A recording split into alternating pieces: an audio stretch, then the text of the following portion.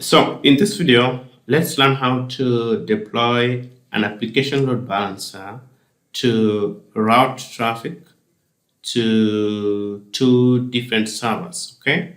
So in this scenario, we have two Apache web servers. Okay, running two different contents. Okay, but we want to use one load balancer to route traffic to these servers depending on the request. Okay, so in that regard, we are going to have two listeners. Okay, this listener and this listener, such that whenever someone tries to access the website this way, the traffic will be redirected to server 2. But whenever they try to access the site this way, it will go to server 1. Okay, all right. So I already have two servers here running.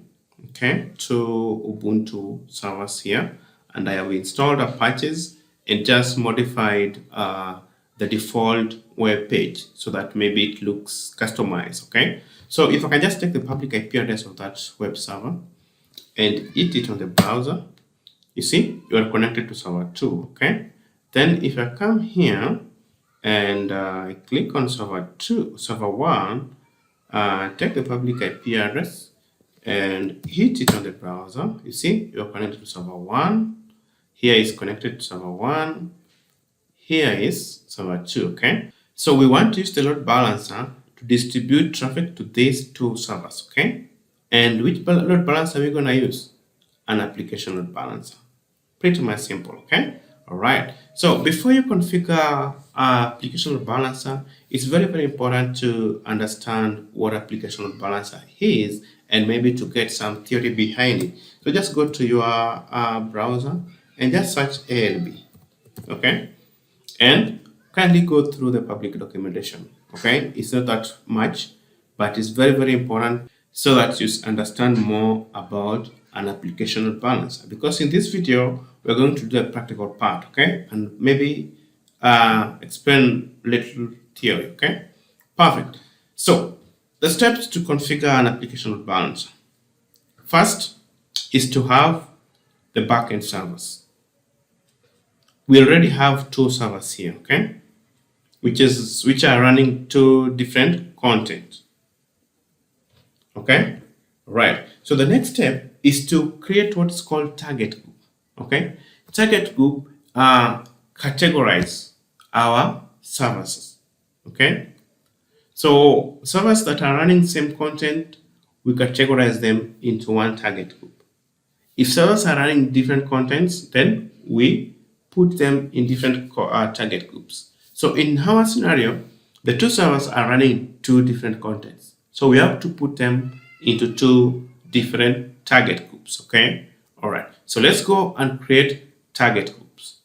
So target group. So it's just under EC2 dashboard, handle load balancing. Just click on target group. Okay, and then pretty much simple. Just click create target group, and you choose type. The target group that will hold instances.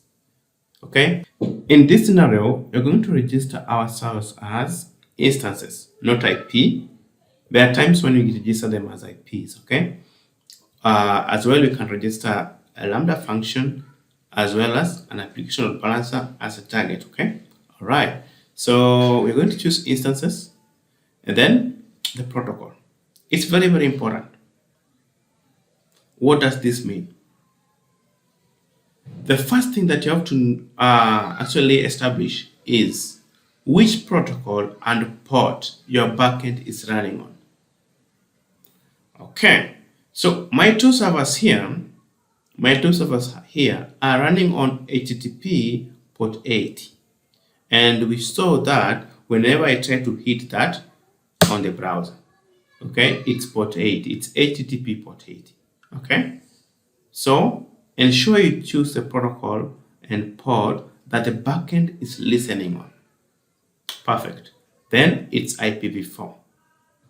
All right. So let's go to VPC. It's very important to know the VPC that you use. In this scenario, I'm going to choose my VPC one, which I will be using to create an application load balancer. And it's the same VPC that I've used to create the two instances here, okay? Then the protocol version, let's just go with HTTP1, okay? All right. But this one will support both HTTP1 and HTTP2, okay? Right.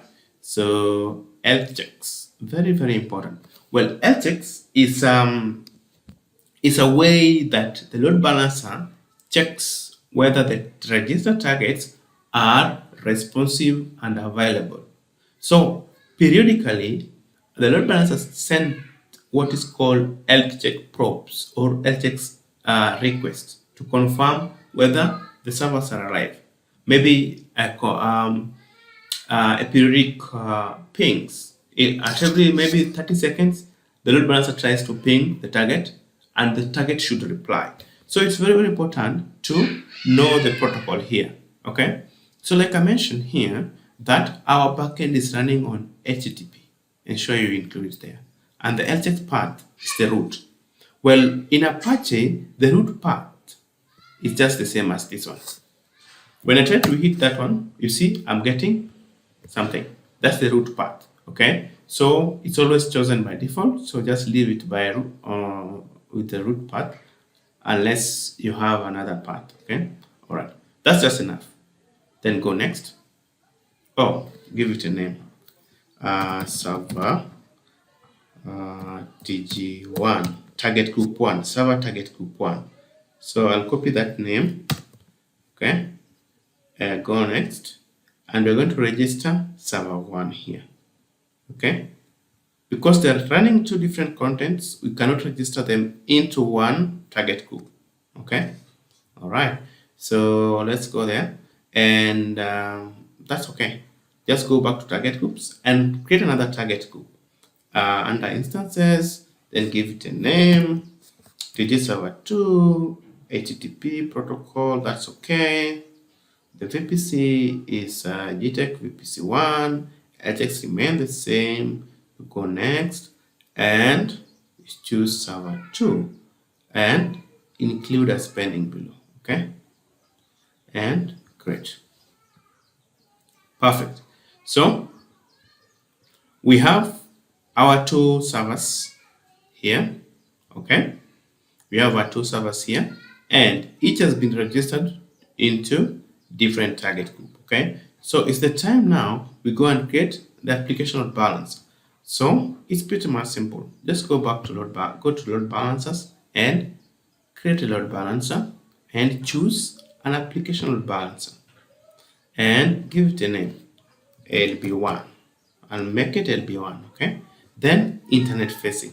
We want to access our resources over the internet, okay? So we use internet facing scheme.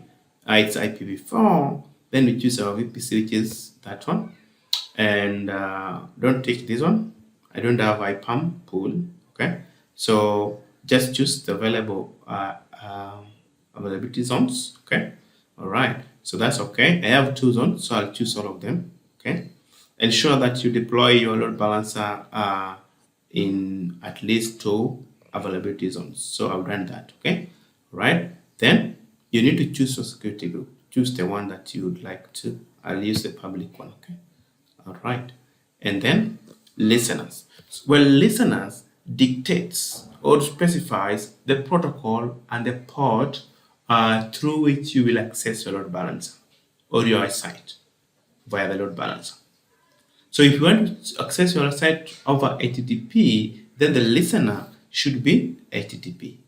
And HTTP, which port? I want to access it over port 80 and port 8080. Okay, so 1 is port 80, then this goes to target group 1. Perfect. Then, interestingly, we can add another listener, okay, and make this one still HTTP, but now port 8080 that goes to our target group 2. Okay, that's all. That's all. You don't need to choose any other thing here. Okay, we don't want to use CloudFront. We don't want to use SWAF. We don't want to use Global Accelerators for now. Okay, just get the load balancer.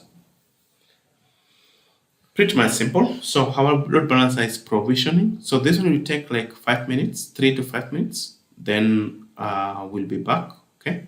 All right. Okay. So our load balancer has been provisioned, and you can see the status is active. So just for a brief overview of the load balancer, you can check under the listeners and rules. So we can see we have 2 listeners, each forwarding to a different target group. Okay, and the rule just specify the action. Whenever that rule is met, forward to target group 2.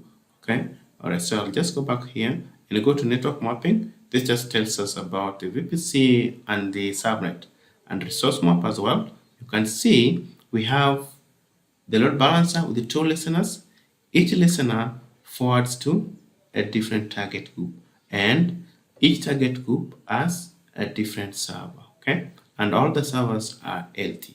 Right. You can go to security and see the security group monitoring. You can see the metrics here. Okay, which will come over time. All right. So integration, we don't want to integrate as per now. Attributes, you can see some settings here. Okay. All right. Capacity, we don't want to do any reservations, LCU reservations. Okay. All right. And as well, you can do tags. Okay. All right. So let's just go back to our listeners. So before maybe you test your load balancer, ensure that the 2 target groups are LT, are having LT instances. Okay. So I've opened the target groups in each tab. So let's see.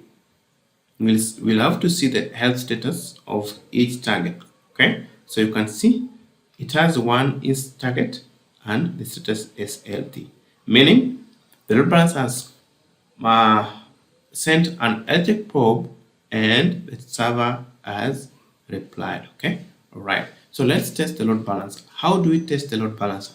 Pretty much simple. You can either use the AWS provided DNS name here. Let's copy it and come to our browser and HTTP and / paste that one.